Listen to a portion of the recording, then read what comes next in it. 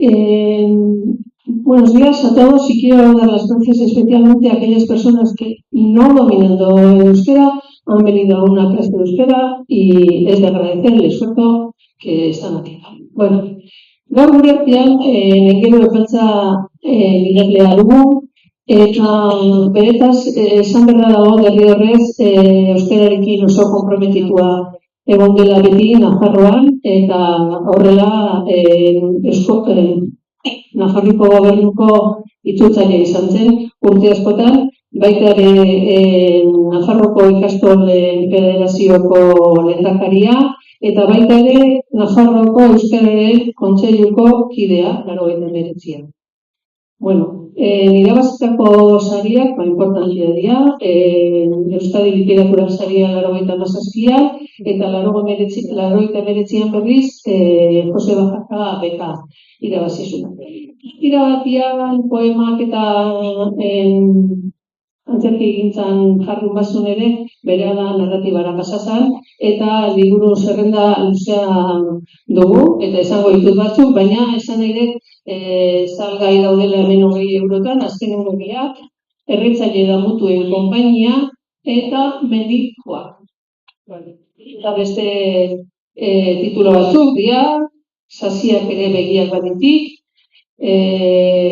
Garretatik erauzitakoak, Lur Zabaletan, barkatu, nire elektrarare intendentzia kostatzen zait, Tigre izan, Erresuma eta Fedea, hau trilogia da, Mailoaren odola, izan bain ditzen Nafarroko errege, gure Jerusalen Gabriel, eta ensaio modura Bezperaren Bezpera. Bueno, eta besterik gabe, hitzen emango diogu, Aingero Epaltzari, eta ezkerra gaur gurekin egoteagatik.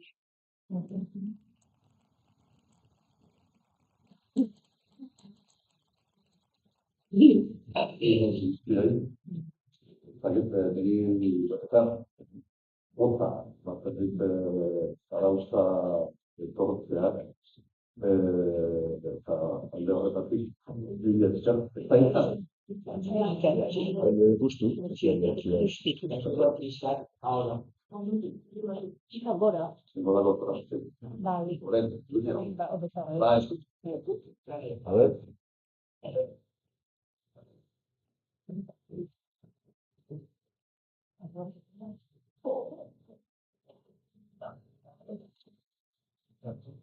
Bai. Bueno, zera. Nintzuzuen, eta poza hondia ematen dit, zuekin hemen egoteak, zatik bentzat, ona, berri, eta guzti, bereziki, poxami, ona egin,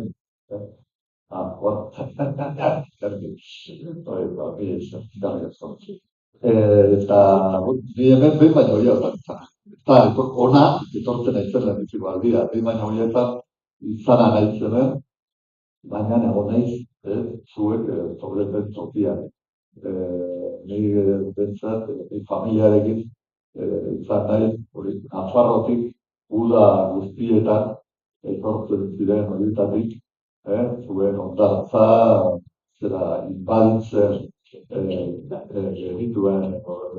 genuen horietatik, bat ni izan nahi. Askotan etorri zenez, guztura egon izan naiz, benetan egun eta zoragarriak patzatik tonetutanen.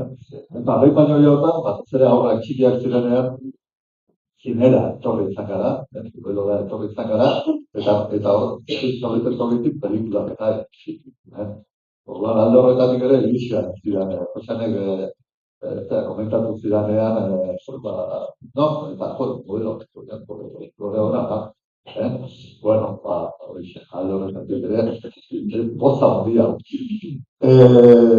Bueno, hor duzue izenburua, novela beltza, gero eta kolore gehiagoko paisaia.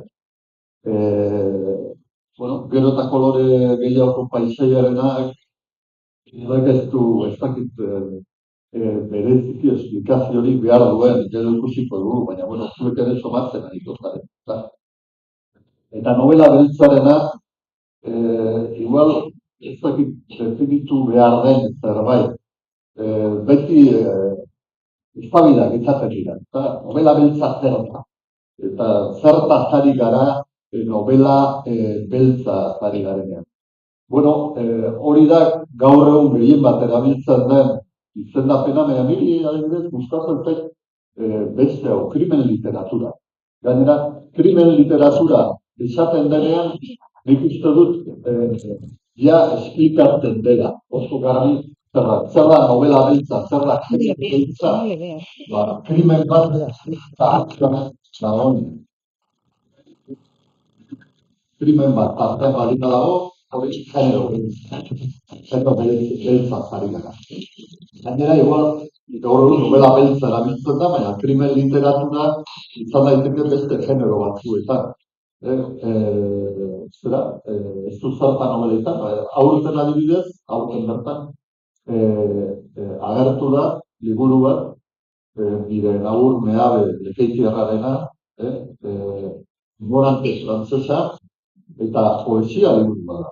Poesia liburu bada, baina hala ere, besteak beste, eta gai bakarra, baina hor krimen badago, eta krimen bat nola argitzen den, edo nola ikertzen den, esplikatzen digu poemaz poema. Nik ez dut inoiz alako, beste hizkuntzatan edo, ez dut inoiz alakorik entzut, baina poesian ere, erakusten du, Naur Meabek erakutsi dugu, krimen literatura egin daitekela. Eta poesian, genero laburragoetan ere, ipuinetan ere krimen literatura egin daiteke. Adibideak, nik adibidez mentilloak, liburuak, hauek ipuinak dira, eta mendizaletasunea pixka bat oinarrituak edo, baina hemen hainbat ipuin, batez ere lehenbizikoa luzeena, jaia novela aska bat edo izan litekena, ipuin luze bat edo novela labur bat edo izan litekena, krimen baten inguruan ardaztua dago, eta ez da bakarren besteren bat ere badago. Orduan, genero laburrean ere egin daiteke krimen literatura, baina hala ere gaur egun novela beltza ere erabiltzen da. Genero beltza, krimen literatura, da gaur egun dagoen literatura oroan genero zabalduenetako bat. Eta Euskal Herrian ere bai, eta euskera ere bai. Hau da, gaur egun segurazki euskera gehien irakurtzen diren liburuen artean krimen literaturakoak daude. Genero beltzeko daude. Zergatik, hor baditu, ezaugarri batzuk baditu, genero honek oso genero malgua da, aixe, erraz, hibridatzen dena, beste genero batzuekin, gero ikusiko dugu pixka bat zer den hibridazioaren kontu hori. Eta gero gainera, da gaur egungo novela realista, gizarteari, gure sozietateari begiratzen dion generoa, da batez ere genero beltza. Halakotzat bintzat hartzen. Ez dakit, historia apur bat, historia pixka bat, zera gure genero euskarak, genero beltzak ikintuen historia, ez da kasualitatea, gure literatura modernizatzen hasten denean, berrogeita hamarreko, 20. mendeko berrogeita hamarreko hamarkadan, orduan sortzen da euskarazko krimen literatura. Ez da kasualitate. Nola baitere, gure literatura berritzeko lehen aleginekin batera, literatzu, sortzen da euskarazko krimen literatura. Lehenbizikoa, hori Bizkarrondoren zera 15 egun urgainen, lehenbiziko liburua da, krimen literaturan euskaraz idazten den, ikusten dugu, urtetakoa da, 1995koa, bigarrena etortzeko 7 urte pasatu behar dira. Oso tantaka etortzen den generoa. Da Mariano Hitzetarena nik hori, Mariano Hitzeta, Litondarra, Baztandarra, Nafarra, nik pixkat etxerako, Mariano Hitzeta, liburuaren azala, ekarri ditona. Eta gero badatoz beste bat, Somen Peien, Xabier Gereño, Gotzen Garate, Jose Mastarratxea, horiek 60ko, 70ko, 80ko hamarkada. Generoa oso motel doa goraka, gure artean, tartean itzulpenak datoz, batean 80ko hamarkadan hasten dira euskerara itzultzen, batez ere mundu mailako literatura beltzaren klasikoa. Klasiko batez ere Amerikarra, gero ja Europarrak etortzen dira, baina hasieran klasiko Amerikarrak azten dira itzultzen, hor garrantzia handia duela Higuera argitaletxeak. Eta ja 2000 urtetik aurrera zut esango boom bat gertatzen dira.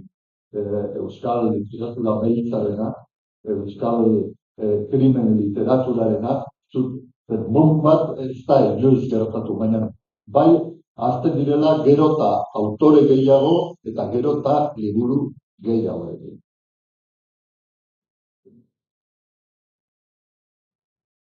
Dena dela, merezi duela ikustea, hemen egia da, gaur egun euskara ugariak dira, krimen literatura arlo honetako liburuak, baina nolako krimen literatura egiten da hemen? Hau da, hemen eta mundu mailan egiten dena, eta hemen egiten dena, berdina da, berdintsua da, edo baditu, bereizgarri batzuk, baditu ezaugarri batzuk. Hemen, euskarazko literatura beltza, euskal literatura bezala, sortzen da jendarte batean. Hau da, jende talde batean. Eta baditu muga geografiko batzuk. Eta horrek nolabait ere, zein dira gure ekosistema literarioa, badago ekosistema hori naturari buruz ari garela edo ekologiari buruz ari garen bezala, hitz egin dezakegu ekosistema literarioa. Hau da, nolakoa da, non sortzen da euskal literatura, nork sortzen du euskal literatura, norentzat sortzen da euskal literatura hori. Hori da gure ekosistema literarioa. Eta gure ekosistema literario berezia da, gurea. Zein dira ekosistema literario horren ezaugarri batzuk, batzuk oso bereiztakoak. Non sortzen da euskal literatura? Hau da, geografia urri batean, txiki batean, ez da lur eremu handi batean, baizik eta lur eremu txiki batean. Eta geografia txiki horren barrenean hor literaturan aritzen den jende guztia ez da euskeraz aritzen. Hau da, hor dago hizkuntz komunitate batean. Geografia hori guztia harrapatzen zuena. Eta ez bakarrik hori, hizkuntz komunitate horren barrenean badira gero euskal literaturan aritzen direnak, eta hor ez dira denak. Hor da, eta euskal literaturan aritzen direnak, ari naiz zentzurik zabalenean, ez bakarrik idazle. Baizik eta editoreak, argitaletxeak, banatzaileak, liburu dendak, eta batez ere, importantena, irakurleak. Horiek denek osatzen dute gure ekosistema literarioa. Eta gero gainera, euskal literatura orokorrean barne kontsumorako sortzen da. Hau da, euskal literatura printzipio Euskal Herrian, Euskal Herriko euskal komunitatea, eta euskal komunitate horren barrenean, benetan, euskal literaturari nola doala lotuta daudenek, txinitzeko sortzen da. Eta gizatalde hori, hau da, euskal literatura posible egiten duen gizatalde hori, ez da zut esango berezia denik, baina bai, behintzat bereizgarri batzuk baditu. Bereizgarri batzuk baditu arraza aldetik, ideologia aldetik, adinaren aldetik, segurazki klase sozialaren aldetik, ere, baditu ezaugarri batzuk. Horiek guztiek egiten dute posible euskal literatura, baina horiek guztiek egiten dute posible modu bateko literatura. Eta geografiarena, nik esan dudan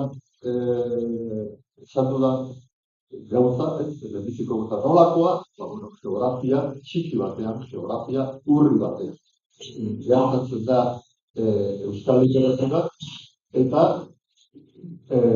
gero aipatu dut barne kontsumoa eta, ezta?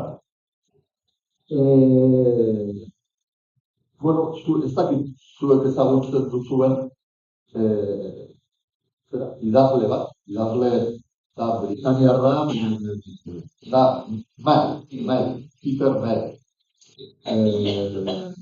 Eta Peter May da idazlea ezaguna da nazioartean, baditu lanak euskaraz, itzuliak ez, baina idazten du ingelesez, baina Frantzian bizi da, orduan berehala nik uste lan bat argitaratu diela frantziaz ingelesez baina. Baina, mundu anglosajoian, gero baditu itzulpenak, albanez, italianot, ezagutzen. Eta hau inglesa izan arren, eta Frantzia bizi arren, badu serie bat, novela serie bat badituen, oso normala izaten dela, bereziki krimen literatura, idazle batek, pertsonaia bat antzipatzen du, eta liburu bat baino gehiago idazten du, exotizko izateta, pertsonaia horren gainean, ezta? Beti da pertsonaia bera, hainbat libururen protagonista. Eta honek baditu zenbait liburu toki batean kokatuak, oso toki konkretu batean kokatuak. Ez dakit inoiz Eskozian egon zareten, baina Eskoziako iparraldean, ipar-mendebaldean, Irlanda aldera, badaude uarte batzuk, irla batzuk, hebridak direnek. Eta hor aldea, eta gainera, hauen ezaugarri, uarte hauetako ezaugarritariko bat da, gaelikoa Eskoziako gaelikoaren azken gotorleku dira. Eskoziako gaelikoa, euskera, baina askoz ere okerragoan da dago, desagertu da Eskozia gehienetik, toki gehienetatik desagertu da, baina nolabait ere bere gotorlekua Ebrinak di. Eskoziako iparra dela di. Bueno, eta orduan, idazle honek, hainbat novela, lau edo, izan daitezke, honek idatzitu, 12 bat novela edo gehiago, baina bere haren noveletariko lau edo hiru portzentazo dute.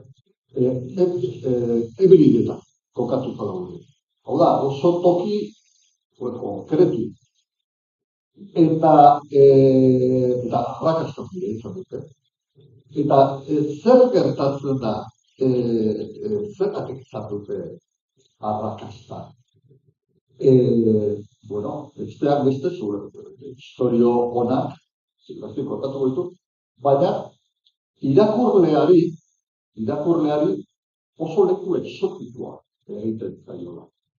Hau da, Londresko irakurlearentzat, Parisko irakurlearentzat, Madrilgo irakurlearentzat, Zarauzko irakurlearentzat, Ebridetan, Eskoziako iparraldea, zakurra ipurdu. Zera, kokatutako historio bat egiten zaio ikaragarri exotiko. Hala, eta orduan horrek nolabait ere harrapatzen du irakurlea. Hori ere da, zan dezagun, gantxo bat, irakurlea bat. Gure gandiku hurbilago da beste adibide bat. Segurazki edo zuetariko batek baino gehiago irakurri izan duela, hori, Dolores Redondoren liburu bat baino gehiago. Dolores Redondo, baditu liburu idatzita, baina, pizkat famatu induena izan da Baztango trilogia, biziko hiru liburua. Gero, institut azkeneko liburuarekin ere itzuli dela Baztan aldeka, Eta, arrakasta handia izan du, bai, segurazki, berak asmatutako pertsonaiagatik, berak asmatutako historioagatik, baina baita, berak kokatzen duen tokia, oso exotikoa delako. Baztan, gara da exotikoa, gertatzera altzaio, zarauztar bati, donostiar bati, eta zeresanik ez, Madrildar bati, edo ez dakit nongo bati. Zer gertatzen da liburu horiekin, Peter Mayer liburuekin, edo Dolores Redondoren liburuekin. Ez daudela pentsatuta Ebridetako, Peter Mayer liburuen kasuan, Ebridetako irakurle zutentzat. Ez dagoela pentsatuta. Berak Peter Mayer idatzen zuenean, irakurriko didate Londresen, edo Parisen, baina ez Ebridetan. Eta Dolores Redondoren kasuan gauza bera. Hau irakurriko didate Donostian, Bilbon, Madrilen, eta aldaldin bada Parisen hobe. Baina ez Baztanen. Zer gertatzen da? Euskal literatura, eta primen literatura, euskal literatura beltza, sortzen dela euskaldunek irakurtzeko. Eta orduan, guri, eta igual, Donostiar batik Baztanen gertatzen dena, ez dakit, sinesgarria egiten zen. Aixe sinesten dugu. Baina, eta zer esanik ez, Paristar batek, Ebridetan gertatzen dena, erret sinesten du. Ebridetan, nik ezagutzen ez dudan toki baten, edo zer gauza gerta egiteke. Zer gertatzen da, zarauztar batek idazten duenean, zarautzen, kokatutako krimen historio bat, eta zuek irakurtzen duzuenean, eta zuen eskutara etortzen denean liburu hori. Oso fin ibili behar du idazleak zuek sinistu. Zer bestela, berehala hasiko zarete eta hau zalantzat, baina hau ez da gertatzen zarautzen, ez da pentsatu ere. Halako pertsonai bat zarautzen. Hau ez da posible zarautzen. Eta orduan euskal literaturak badu alde horretatik arazo txiki bat. Eta badu alde horretatik sinesgarritasunaren aldetik arazo. Euskal krimen literaturaren lehenbiziko liburuekin baiz gertatzen da, hau hemen gerta daiteke, halako pertsonai bat gerta daiteke. Eta hori zergatik da? Herri txikia garelako, hizkuntza komunitate txikia garelako, eta denok elkar ezagutzen dugunik. Baina, atxak esaten zuen, euskal literaturan arazoetariko bat, da hemen herri honetan denok elkarrekin gustua garela. Eta denok elkar ezagutzen dugu. Orduan, ikusi Javier Rojo, hau zena literatur kritikaria,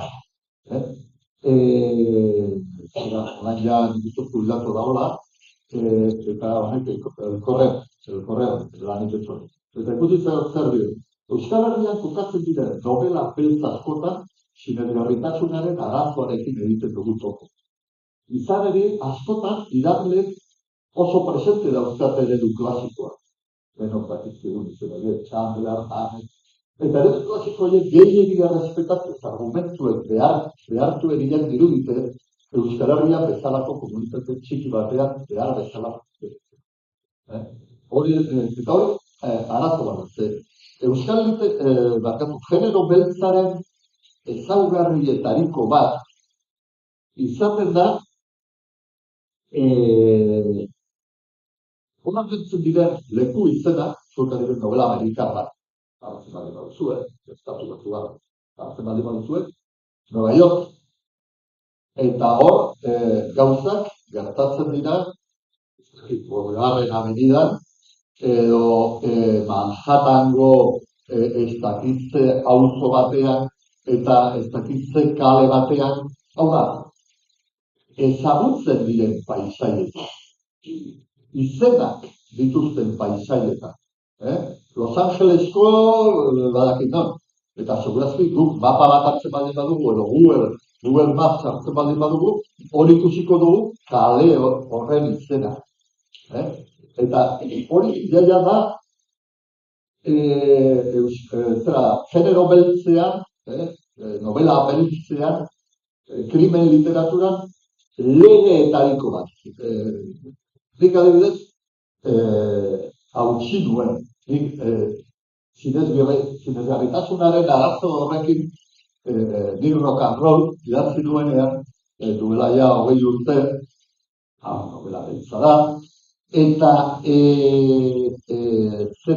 eta hori saiesteko hiri bat asmatu. Eta beti, eta enuen izenik aipatzen, enuen kale izenik aipatzen, enuen toki izenik aipatzen. Iruñeko batek, berehala ikusiko zuen, berehala konturatuko zen, hori Iruña dela, hori ematen ziren deskripzioengatik, ere gizarte ereduagatik, hori Iruña zela, baina ni printzipioten duen Iruña izena erabili, enuen kale izenik erabili, enuen, eta kritikari batek baino gehiago, hori novela beltzean arrar betetzen. Eta nik onartzen dut hori arrar egiten dela. Nola baitere, gauzak, zer gertatzen, gauzak novela beltzean ez dago doabarik. Ez da, leku asmatu bat, alako izena duena ez. Gauzak, antutxo, Bilboko auzoan, Altzan, Donostia, gertatzen dira, Baionak Ipiak gertatzen dira, baina ez nik asmatutako dira. Izenak garri, izenak eta ezagutzen diren guk ezagutzen ditugun izenak. Eta hori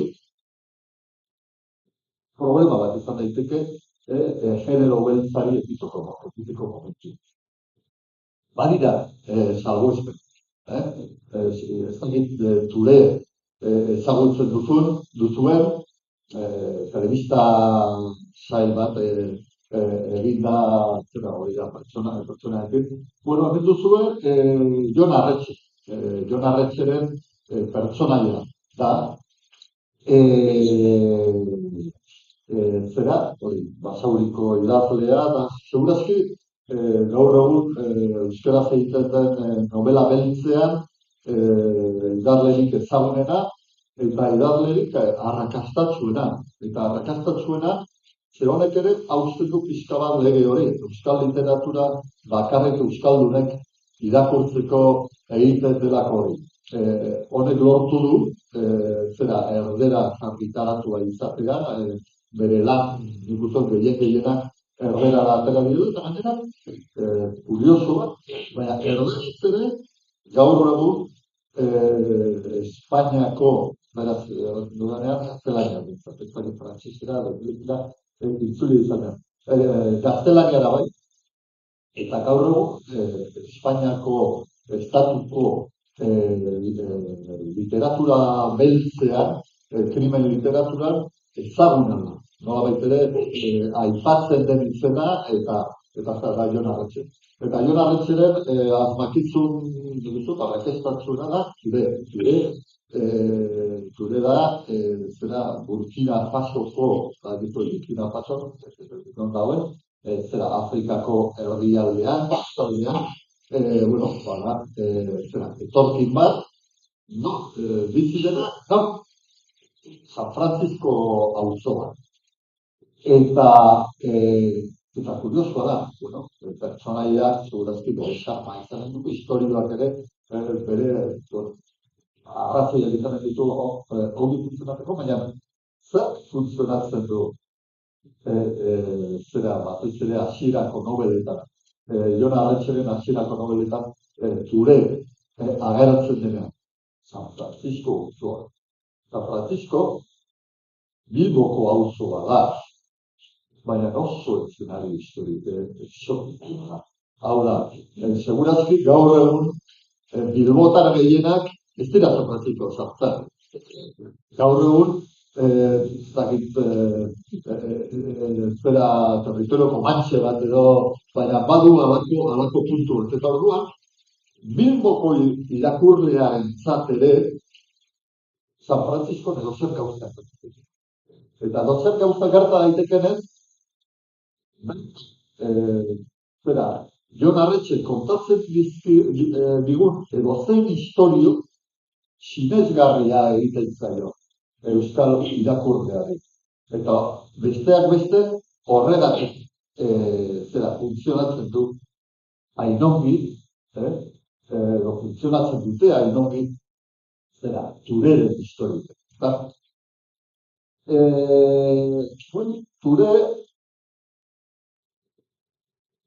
Ture zera bada, zerezki mogatzen eta oso txaputzero. Nolako gruza batzutarako oso txaputzero. Bueno, zergatik funtzionatzen du besteak beste. Horregatik, San Francisco edukatuta gaudelako, historio, bueno, eszenario alako exotiko batean, baina batez ere, hor protagonista sendo bat dago. Hau da. Genero honetako literaturan protagonista sendoa behar dira, protagonista bihartsuak behar dira. Protagonista sinesgarria behar dira. Eta ture horrekoa da. Eta literatura beltz klasikoan, eredu klasikoan, egoten da, norbait, krimen bat ikertzen duen. Hori da, pixka bat, literatura ontako eredurik klasiko.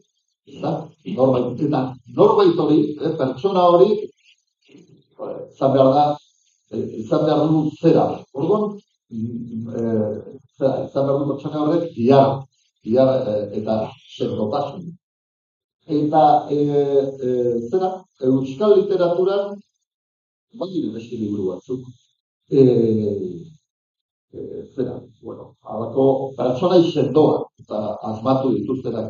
Nik, berez ere bezatu, beste napar bat ekarri, iruineko, ekarri dut. Eta da, zera, Jon Alonsok, asmatutako pertsone bat, iztot hiru liburu, momentu zatera ditula pertsona horrela zeratuan, ardaztuan, eta da, Nekoitz Ramirez, Lombaz. Bada, pertsona honek hartzen du, pixka bat eredu klasikoetatik, tipo bat, pixka zinikoa, pixka bat asko ikusitakoa, leku askotan ibilitakoa, eta nola baitere bihurtzen dena, detektibe bihurtzen da. Lehenbiziko liburuan ikusten da, gainera,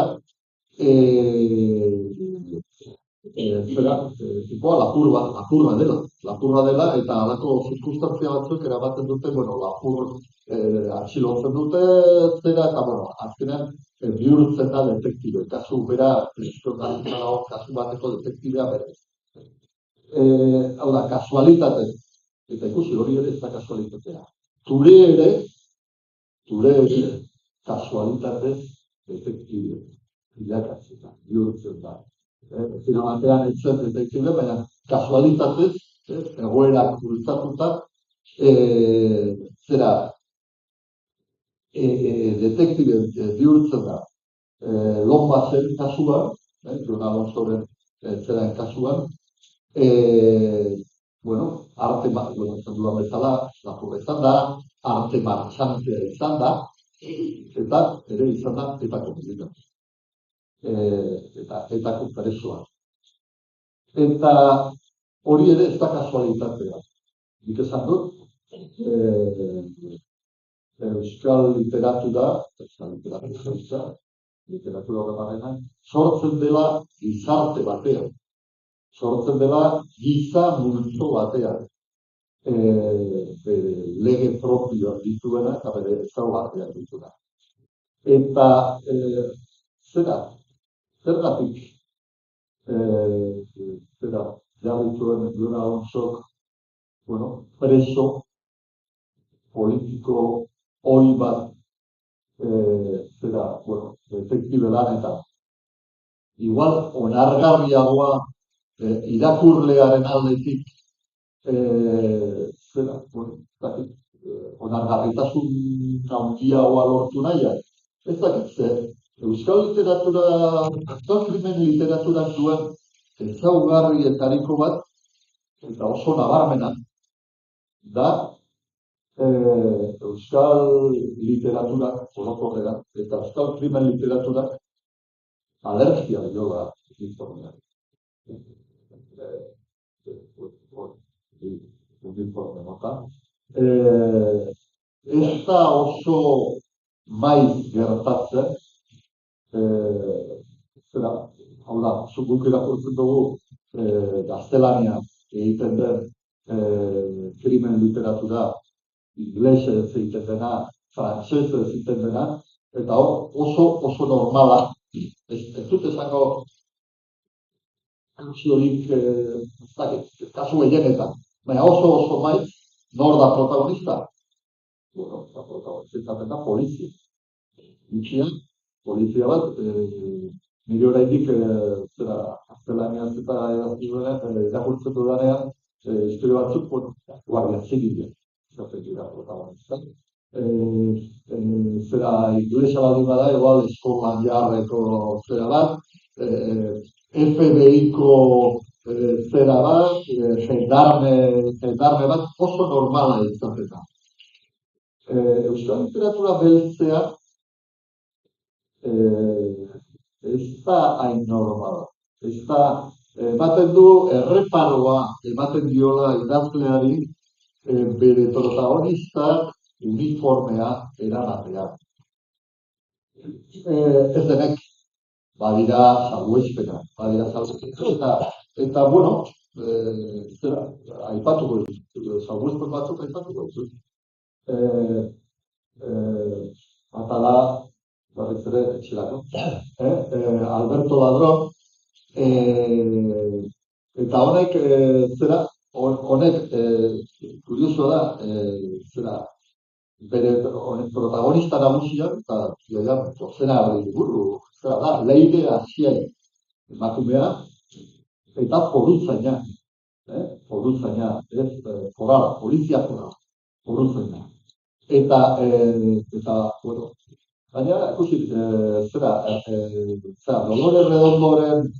Dolores Redondoren Baztango trilogiako protagonista ere foruzaina da.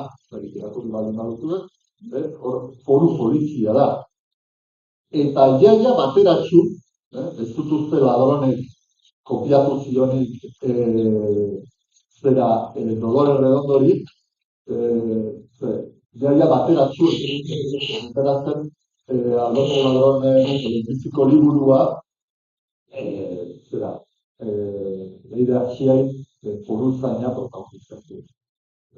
Eta honek ere, Alberto Ladron ez dakit ez da ailegatzen Jon Arretxeren arrakasta mailara, baina bai izan duela arrakasta pertsonai horretik. Beste bat ezatzen, Pafose izkitzua, Aritzeko neskaren afera, hau bizkaitarra, eta honek liburu bakar atera zuen. Eta hor, protagonista zen ertzain. Ertzaitzako sektorea.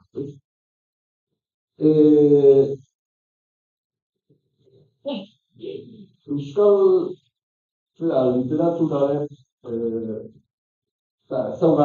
beste ezaugarrietako. Hortarako pixka bat hori irudikatzeko edo hori ilustratzeko ekarri dut liburu hau.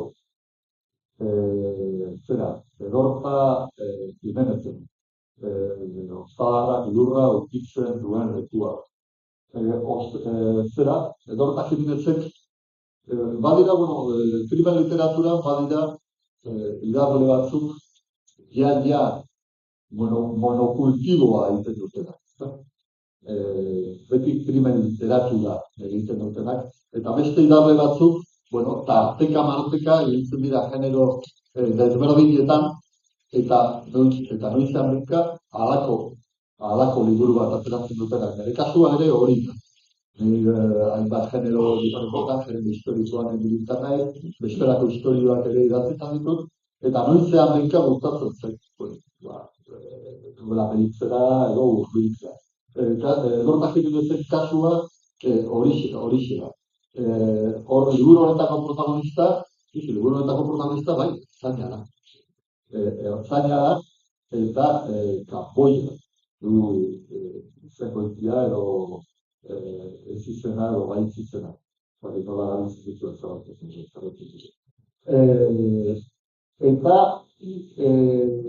Eta zera, baina liburua neurri handi batean zaintzaren bertsio kritiko bat ekartzen dugu liburuan. Ez da beste, Kanboia hau damutua. Nola baitere, zain damutua da. Aipatu izan dira damutuak, eta garai batean mutatzen ziren, etako militate damutuak, baina ertzain damutuak. Nola baitere, ertzaintzan egitako lana zedera arro eta hori. Eta, zergatik egiten du hori Jimenezek? Honek ekartzen digu, novela, euskarazko novela beltzaren beste ezaugarrietariko bat. Beste ezaugarri. Eta berriz ere Javier Rojoren laguntza eskatu dut, eta honek esplikazioa krimen batekin egin behar dugu topo. Hori, garbi ditura. Eta krimen hori normalean hilketa. Hilketa horren atzean beti edo beti boterearekin identifikatzen diren pertsonaia batzuk agertzen dira. Aberastasunak, botereak, ezinbestean beren atzean krimenaren atziera gordeko balutu. Eredu klasikoetatik datorkigu hau ere existitzen, bazegoen eredu klasikoetan. Baina idazle euskaldunok joera hau indartu besterik ez dute dituzte. Hori are nabarmenagoa izaten dut. Euskarazko krimen literatura. Hortaz aparte, liburu honek baditu beste ezaugarri batzuk. Eta da, ambizio literario handiko liburua dela. Badu geruza asko badute pertsonaia bat baino gehiago, Kamboia esatetan hori da pertsonaia nagusia, baina geruza asko agertzen dira. Ez da pertsonaiak ez dira ez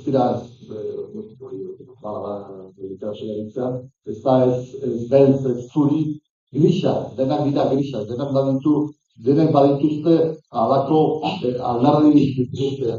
Eta gero izkera aldetik ere, badago, izkera normaletik edo gorako zera bat. Badago klitxeen kontra, klitxe batzuek jotzen dute literatura beltza, krimen literatura, literatura erreza, historioen aldetik, erreza izkera, erreza trama, eta ematen du literatura irakurle ez oso exigente egiten dela literatura mota hau. Eta pentsa adibidez, Saizar Victoria bezalako batek, idazle handi batek, idatzi izan duela noizbait alde batekin dela nagola literatura izena handietan, eta beste alde batekin nagola genero literatura. Eta hor genero literatura horretan sartzen da genero beltza, genero historikoa, abentura, eta hori ja ez da literatura, ez dela ailegatzen literatura, izena, hori, letra handiekin, letra larriekin idazten den literatura mota hori. Baina, hori, Edorta Jimenezen liburu horrekin gertatzen da, eta ez da gertatzen, hau da, maila bat duen literatura dela, eta gainera lortu daitekeela hori. Eta ekarri dut, zuen ezagutuko dut zuen. Zera, idazle baten lan bat, zentzat ikaragarri. Eta da, zoaz infarnu da, Angelia Zidurena, Rio Tarraz, eta hau ere, benetan literatura da. Gainera, liburu honek baditu normalean, krimen bat historio klasikoan, krimen bat gertatzen da, norbait ikartzen du, eta azkenian zailea, normalean zailea, harrapatzen dute, edo deskubritzen duten orden, edo besterik gabe harrapatzen dute. Hori da historio klasikoa. Baina, hori da, gaur egun, gauza kontatzeko modutariko bat. Beste modu batzuk daude, eta lertxunik ederki erakusten du beste modu batzuk. Historio bat, krimen historio bat, kontatzeko beste modu batzuk. Irakurleak hasieratik badakik hitzailea nor. Orduan, lertxunik esplikatu nahi duguna, da, zer gertatu den hori gertatu ahal izateko. Halako, eta nola baitere, atzeko zaurrera edo kontatzen dugu. Historioa, gainera, ikuspegi batetik baino gehiagotatik begiratuta, oso historia hori. Nik uste dut merezi duen liburua eta gozatzen ditudan liburua dela. Itzu gaituzat pixko bat lehen gatazken, elkatutzen. Bueno, aipatu dut Jimenezen liburua, baina egia dena da gatazka oso gobidatu bakana dela. Euskarazko krimen literaturan.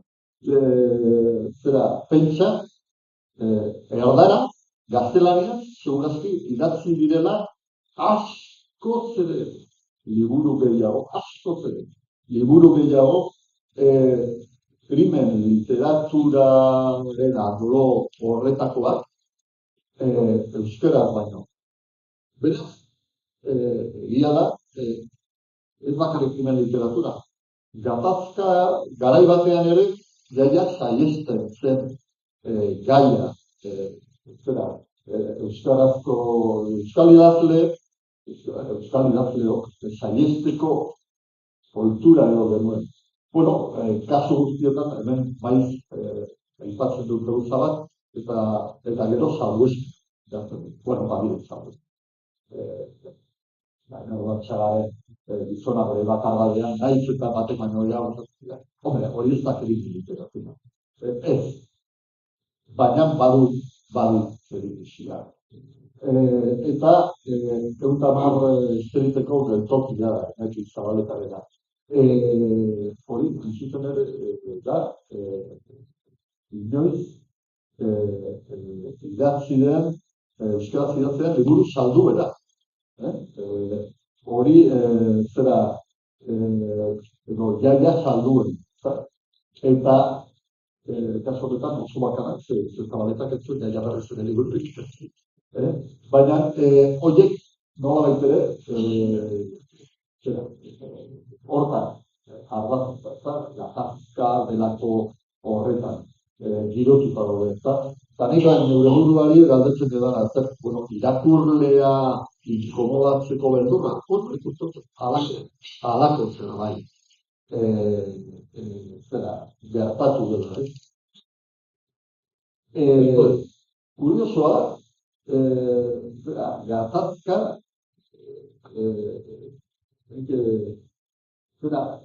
zaharren kontua ez zote den. Idazle zaharren kontua ez zote den. Gaur egun segitzen da, egiten, baina oso nabarmena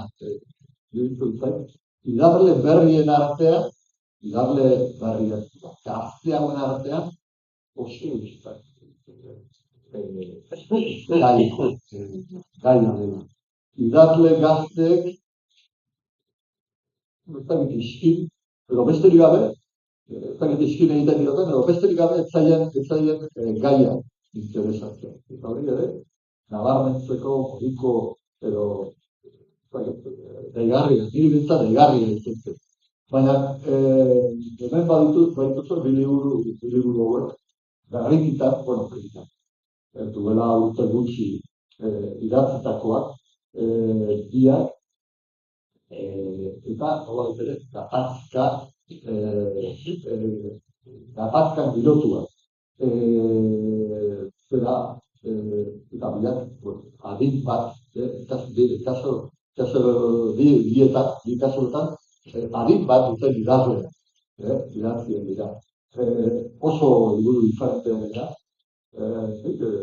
gomendatuko dituzueten biak. Bata da, Joxana Ageraena, novela realista bat,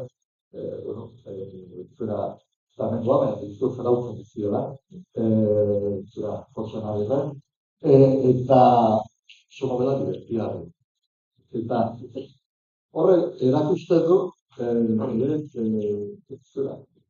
izan daitezke, egin daitezke novela barregarriak edo irrikarriak, eta gai serio bat egon, Morea ere importantea izaten alda, literatura baita, literatura beltzean ere. Eta ez bakarrik umore beltza, bat baina bai eta morea. Nik adibidez, ikaragare maizu ditu morea, eta ikaragare gustatzen zait, eta baita baina bai hortan erabili izan dut. Zera, rock and rollen,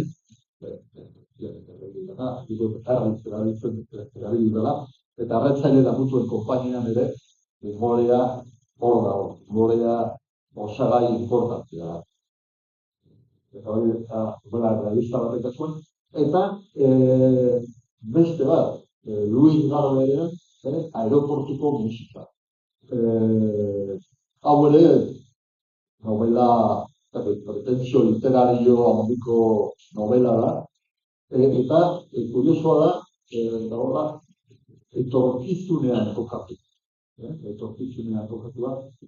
Honek norbait ere irudikatzen du, borroka armatuaren berragartzen bat, berragartzen berezi, eta zer gertatuko ditzatekean, eta hor bahiketa batek buruan, eta oso liburu beretzen, uste dutzuen.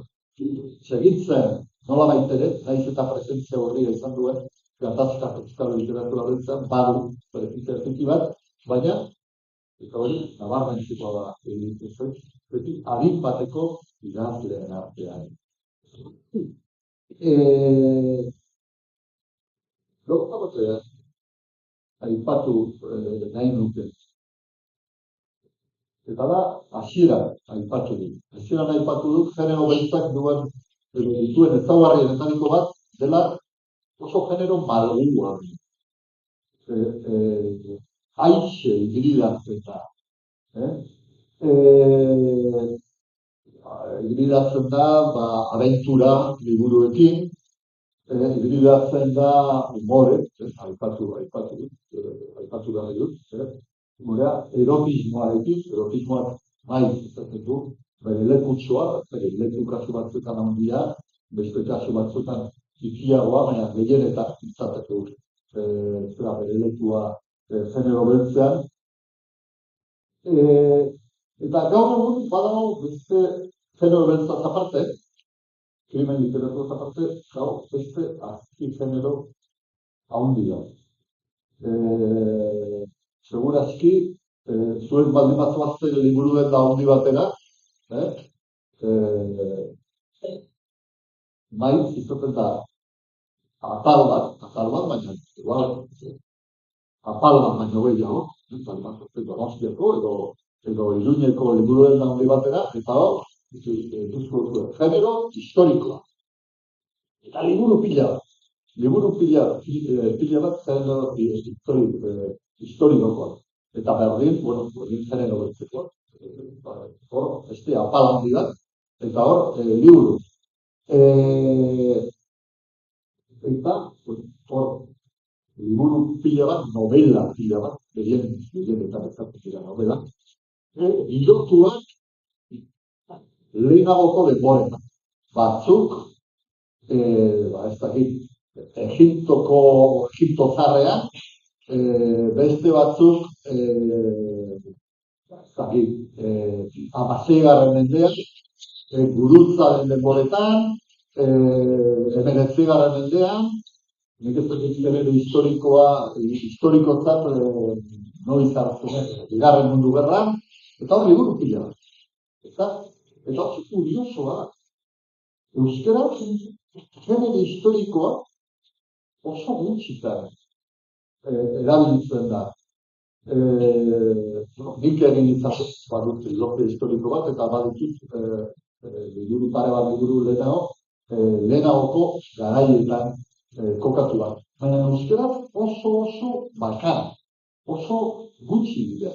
Zergatik? Ez dut esplikaziorik aurkitzen. Ze gure imaginario kolektiboan,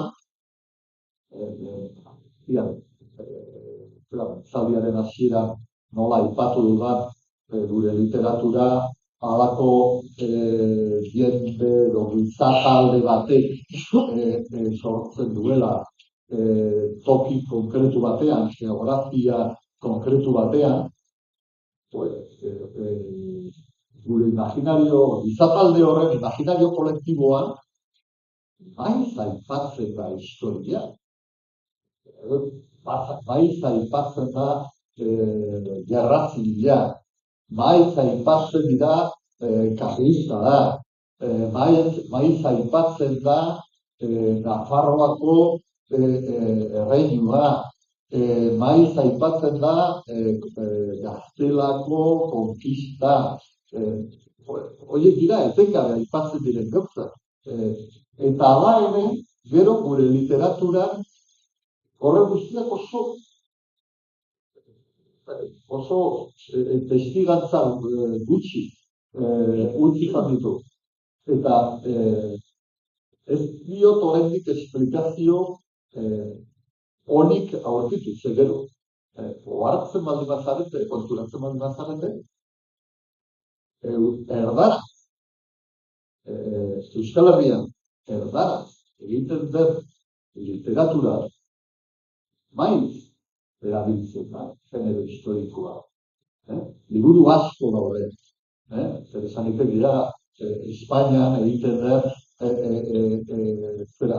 generoan, ikaragarri kopuru ondia. Euskaratzen. Eta hori genero historikoa orokorrean ezatzen baldin da, gure artean, are gutxiago thriller historikoa. Aipatu izan dut hibridazioa. Hibridazio gaur egun mundu mailan ematen den ikusten dugun hibridazio normalenetariko bat da thriller historiko. Ezta? Hau da, iraganean gertatutako krimen baten historia.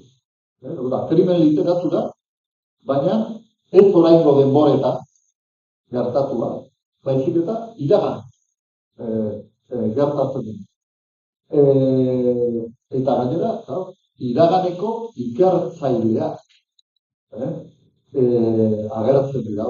Eta maiz, krimen literatura edo thriller historikoa, ikertzaileak izaten dira pertsonai historiko. Benetan, existitu ziren pertsonaia historikoa. Zera, filosofoak, idazleak,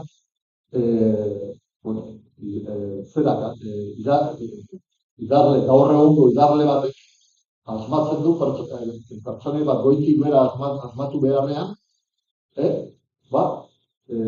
idazle bat, garai bateko idazlea, garai bateko pentsalaria, jartzen du krimen bat ikertzen. Nik berrigitan duela urte bat, irakurri nuen, liburu bat, gaztelaniaz, eta hor, krimena gertatzen zen monasterio batean, baina ikerlea zen Bertzeo.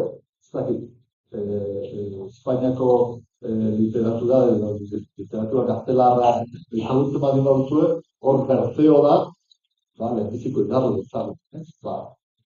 Idazle horrek, gaur egungo idazle horrek, Bertzeo jarri zuen krimen bat ikertzen. Beste bat duela zenbait urte irakurri nuen batean, zen idazle alemana edo inglesa zen. Eta hor Kant filosofoa jartzen zuen idazle horrek, garai hortako Kanten denborako krimen bat ikertzen. Eta nik gaur egun asmatuko banu bezala, novela bat, zigarren mendean, ilotua, eta jarriko banu bezala, Malakarren, krimen bat ikertzen. Bueno, hori ez da egin, hori edo Axula, krimen bat ikertzen, edo halako pertsonaia. Hori ez da egin. Zergatik ez da egin orain arte euskara? Hori ere ez da egin. gustatuko litzaidake norbaitek esplikazio bat ematen. Baina, bueno, salbuespen batzuk behintzat badago. Salbuespen oso gutxi bat. Eta bat, aurten argitaratu izan da Josa Nois Tolosarraren liburu hau, 18, eta hau thriller historiko bada. Gertatzen da, 19. mendearen, hirugarren karlistadaren bukaera, Donostia karliste sitiatua daukaten momentu. Eta hor gertatzen dira krimen batzuk, eta hor ikertzailea, sobredu saltzailea. Eta hor besteak beste, Bilintz bertsolaria. Lako batean,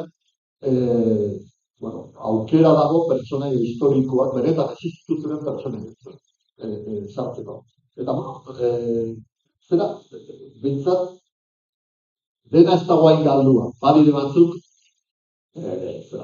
egiten dutenak.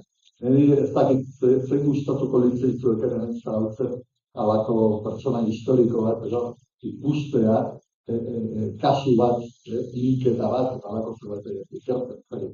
Segurazki pentsatzen azizkero, aurkituko zenukete pertsonaien bat, edo,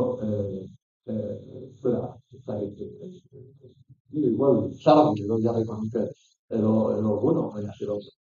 bestelako pertsonaik edo izanak edo. Orduan, hori dago.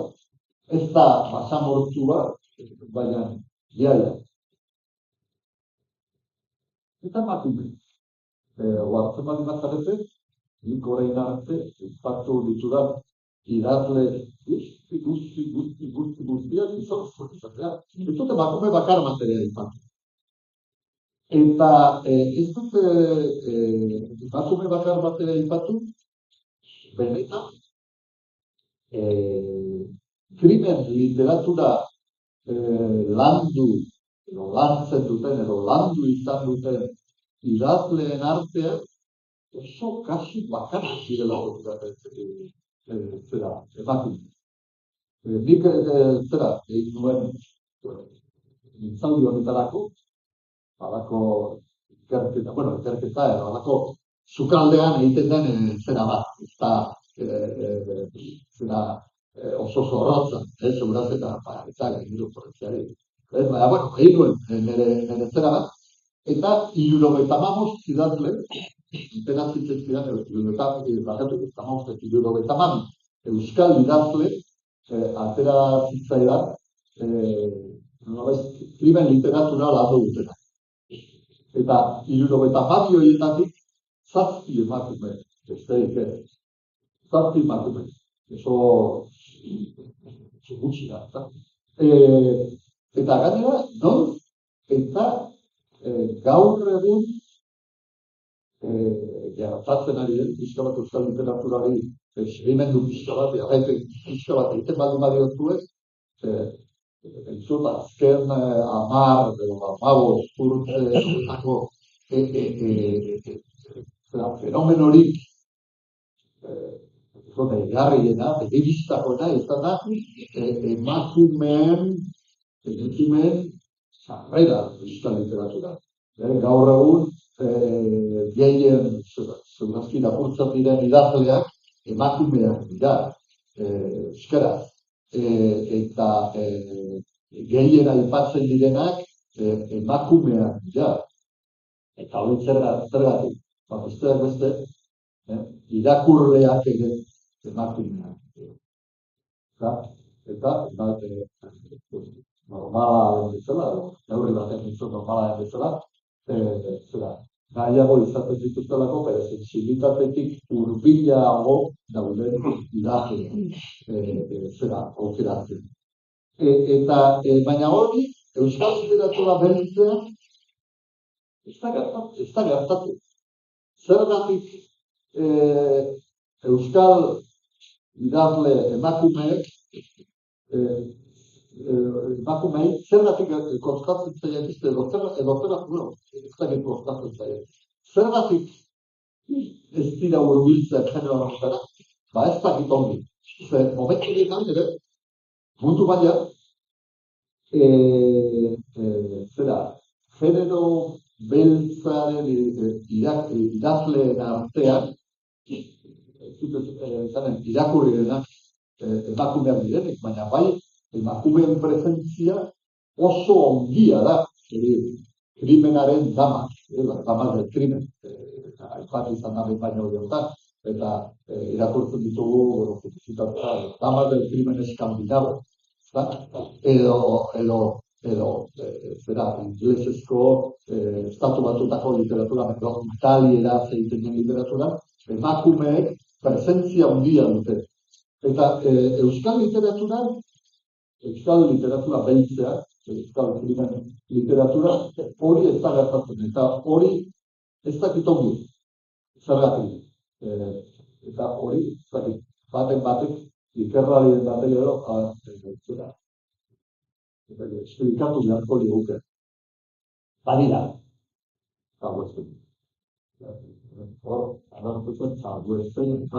bat hori, ditut oso enaizela batera bidea. Eta da, Amaia Espelidore, detektibe rural, Itxaro Bordaren pertsonai. Itxaro Borda iparraldekoa da, senatartarra, eta batez ere, mota askotako liburuak ditu, oso liburun orgozka argitaratu ditu, baina fama gehien edo eman diotenak izan direla, Amaia Espelidore detektibe rurala, protagonista ditene. Oso Amaia Espelidore, ja detektibe rurala izatera, berez gara, hasiera batean, bereziki, iparraldeko herri txikietan gertatutako historia, gertatutako krimenak edo, agertzen dira. Baina, gero, ja, Euskal Herri guztia korritzen du, eta toki diferenteetara eramaten ditu bere historia. Bilbon, Iruña, Nafarroako herribera, toki diferenteetan, iparraldeko kostaldera. Oso adierazgarria da, horretik jarri genero bizilentzia Euskal Herrian egintari. Euskal Herrian egintari, dietatu da kontuagatik, baina, helburu bakoitza, jaia gertatzen Euskal Herriko txoko diferente batean. Baina, detektibea lesbiana. Eta hori ere oso kasu bakanan da. Batez ere literatura beltzea. Literatura beltzea, segurazki, literatura beltz amerikarrean, edo frantsesean, edo italiarrean, badirela detektibe edo protagonista, genero disidenteak edo homosexualak direnak. Baina, nik Espainia, ez dakit, segimendu erabateko uniko unik egiten, baina segurazki egonen da bateko, baina niretzen burura du. Eta, nire Espelidore alakoa da. Eta gara, bere Itxaro Bordaren liburu hauetan, iluzora, hizkuntzak badu protagonismoa.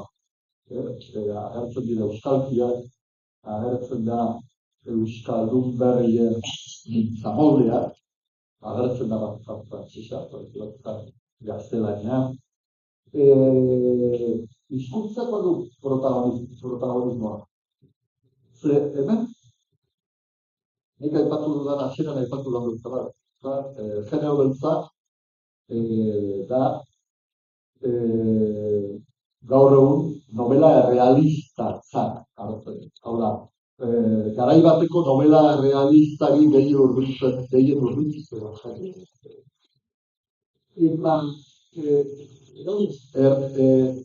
Eta errealitate linguistikoa nola islatu? Esan dut, zer horrak egiten duela, baina ez da gai erreza. Eta gainera, gai ere deserosoa egiten zaigu euskal literatura. Eta pentsatzen dut, euskal irakurlei ere deseroso egiten. Deskubritu genuen noizbait, ditut atxagari esker, bakarrik atxagari esker, ez genula zergatik erdera ekarri behar. Gure liburutara oso pertinentzia. Eta orduan, deskubritu genuen, eta euskal literatura modernoan, eta pertsonei guztiak euskera. Eta hori sartzen da nolabait ere fikzio hitzarmenak. Ez dakit, liburu bat edo historia bat kontatzen da, edo gertatzen da Donostia, esan dezagun, eta pertsonei guztiak euskera. Hor agertzen diren guztiak ez da erderaren edo euskeraren referentzia egiten. Ez da esaten hau hizkuntza batean aritzen da, edo egin zidan, edo normalan pertinentea ez bada, hor guztiak euskera zitzen, eta hori da gaur egun normala dena. Baina, claro, literatura beltza gaur egungo literatura realista baldin bada, nola ere bai, eta hurbiltzen ari gara, gero eta kolore gehiagoko euskarari ontara, aurkitu behar da modu. Ze euskaldunak kolore bat gehiago gara euskarariko realitate gero eta kolore txiagoa. Eta hori nola islatu? Horrein arte ez dugu oso ongi asmatu. Eta hori, nola baitere, ez daugarrena.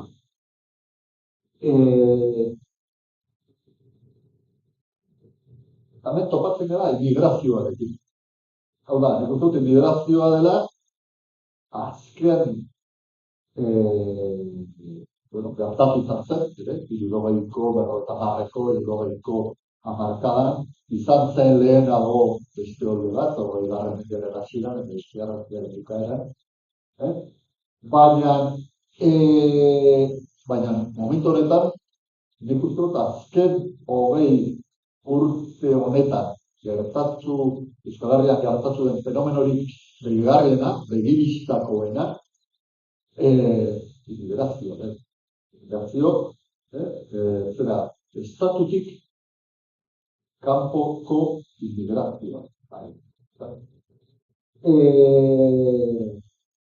Eta hori oso gutxitan islatzen da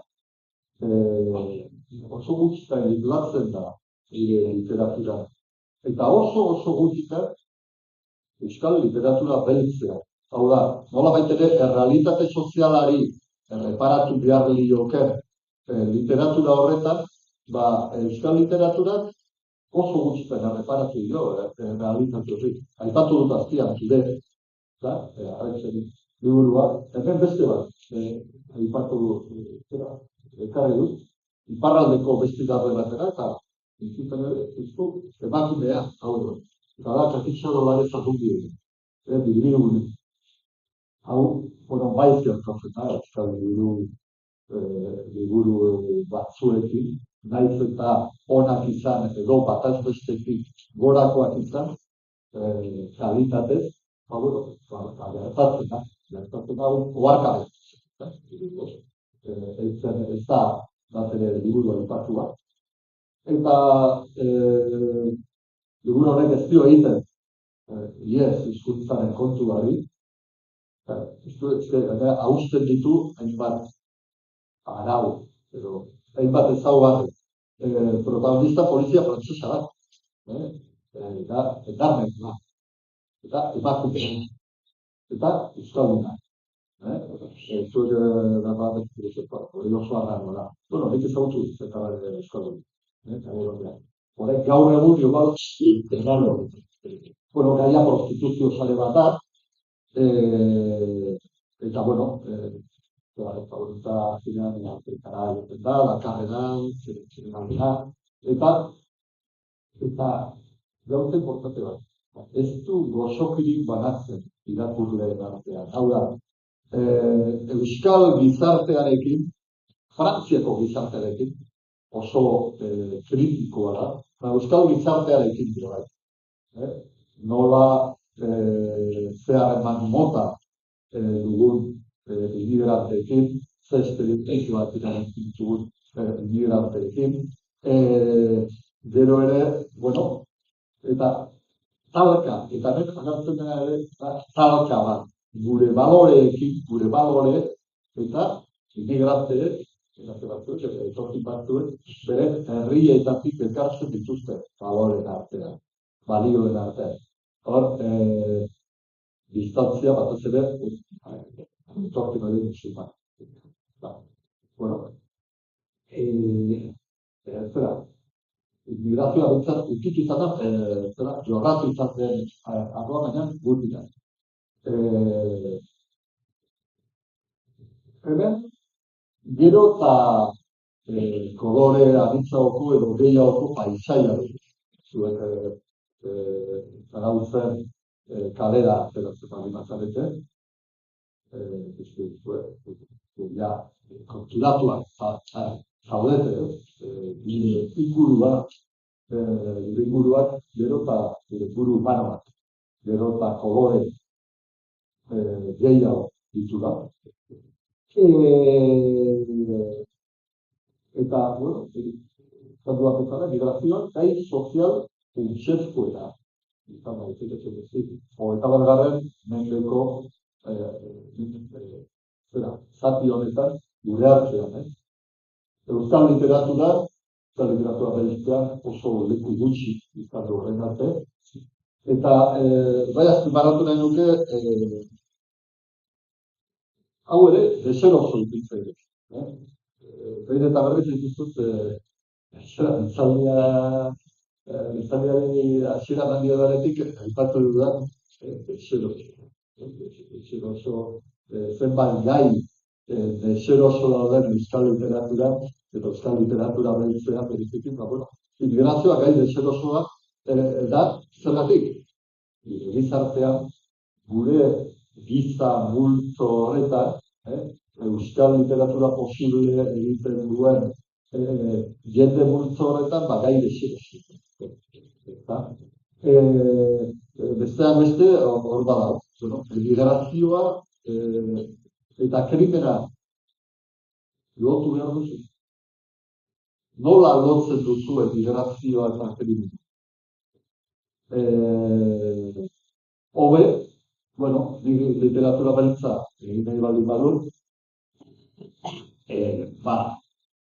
Udazki idazle batek baina goiago zitzuru, hobi migrazioa eta gartzea, lotzen baldin badut, gero esango didate, ez dakit zer eta izan.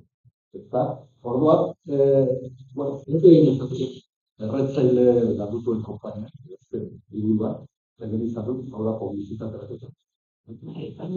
Orduan, nik egin izan dut, ongia da bizki, zuek gure gatortzen dut zuek, baitzik egin zuek.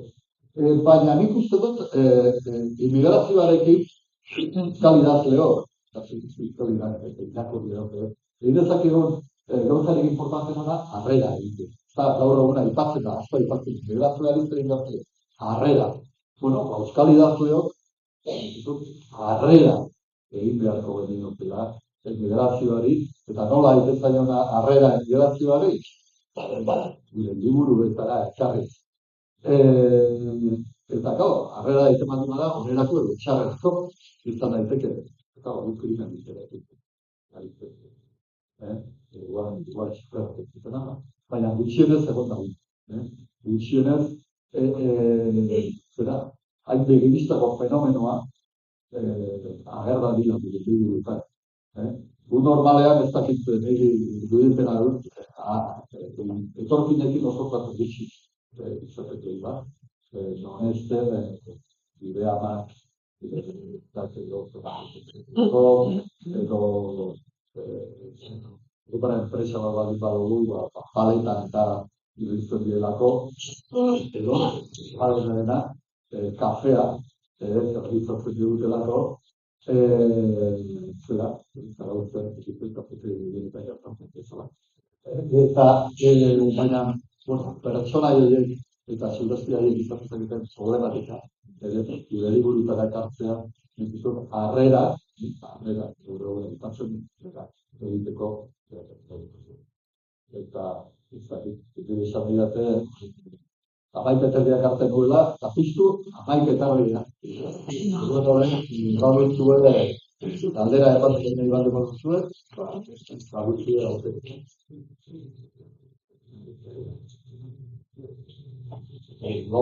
Sentitu da, ja pintxo bat, zirako gogoa egin zara. Galdetu, nahi duzuena, eta nahi duzuena.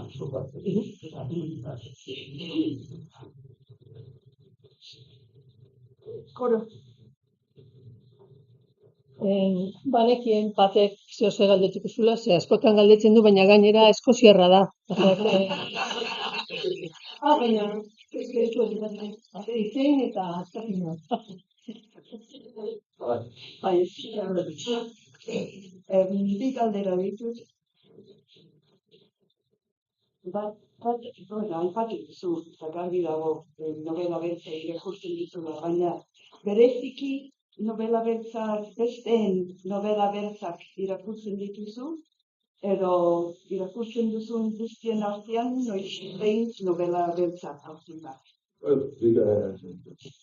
Genero guztiak eta azpigenero guztiak eta irakurtzen ditut. Momentu honetan adibidez, bai, novela beltzatik. Eta, baina, mota guztietako liburua. Baina, bai, egia da, genero batzuk gutxunagoak eta ditudala, gehiago gustatzen ditela, eta bai, gustatzen zaidala, besteek zer egiten duten, jakinda, munduan dauden liburuak, bideoak direla eta bakarrik batzuk geratuko ditudala, edo batzuk geratuko zaizkidala nire eskutan. Baina, izeratzen naiz genero gutxitan, eta baina, interesatzen zain. Besteek egiten duten. Beti ikasten duzulako, eta beti zerbait dirditzen zaitulako. Besterik gabe esateko, hau, ditazko zobe. Egun gehienetak gertatzen zait aldera. Bai, asko horrek egin. Nola lortu duen hori guztia. Hasieran izan dizu oso interesante egin zaidala zure aurkezpena. Eta ez dakit non aurkituko dugun denbora aipatu dituzun liburu asko irakurtzea, zeren hain eguzona zara eta ziur nagoz jende asko gelditu da irakurtzeko gogorik. Horrekin gelditu baldin bazaite, euskaraz, euskal literatura beltza egitelakoz eta badirelako zuzen ditu. Eta nik utzot merezi duela. Merezi duela, gainera gaur egun genero normala eta hainbeste erabiltzen den generoa eta gaztelaniaz rakazta handia duen genero izan da, euskaraz ere izateak merezi. Eta bigarren galdera da askoz ere orokorrengoa. Aipatu duzu taldea euskaraz irakurtzen duen taldea txikia dela, geografikoki, eta gero novela beltzan are gutxiago, eta nire galdera da, nola gain bizitzen zarete, hain irakurle gutxirekin. Eskolak eskolan erabiltzen dituzten liburuengatik, edo Durangoko sokagatik, liburutegiei esker, nola gelditzen zarete? Hain irakurle talde txikia edukita. Nire kasuan, ni idazle amaterra izan naiz. Hau da, Libanuen nire lana, ni hainbat urtetan ikasetaria izan naiz, hainbat egunkaritara lan izan dut, euskal tekista ere lan izan dut, gero kapitalitza nolabait ere utzi, eta itzultzaile sartu nintzen Nafarroako gobernuan, eta, zera jo, eta, jubilatu naiz, duela urte gutxi jubilatu nint. Orduan, lan horri esker, bizitzan nahi. Beste lan bat egiten nuelako. Eta hori da, gaur egun ere, ikuste dut, euskal idazle gehienei gertatzen zarena.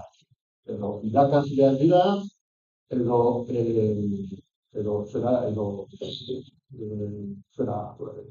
ni bezala itzultzaileak, edo kazetariak dira, eta hori da, hau da, literaturaz bizi gutxi batzuk. Eta badira, nire ezagutzen ditut zenbait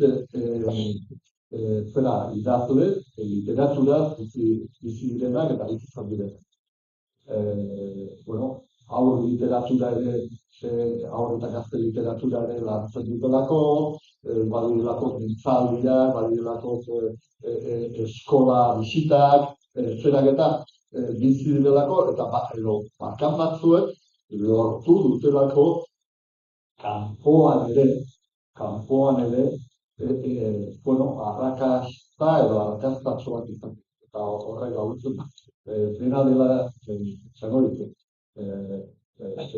euskal literatura idazten dutenak bizi diren euskal idazle gehienek bokatak txorizo franko.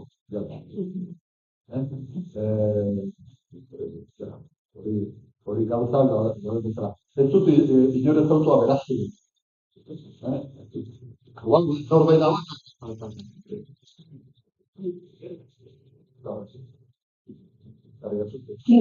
Beste norbaitek, galderen bat. Bidean etorrela ikusiek batzuk nota asko hartu dituztela, beste batzuk gutxi, dana ikasia edukiko duten norbait, baina, besterik ez da, eskerrik asko hemen egoteagatik, oso adierazgarria izan da dana, eta ikasteko modukoa, eta aipamen asko dituzu, liburu askotakoa, eta nik uste bat edo beste, mintat eroriko dela, ez? Beti dana gazteleraz irakurri berrian, hola,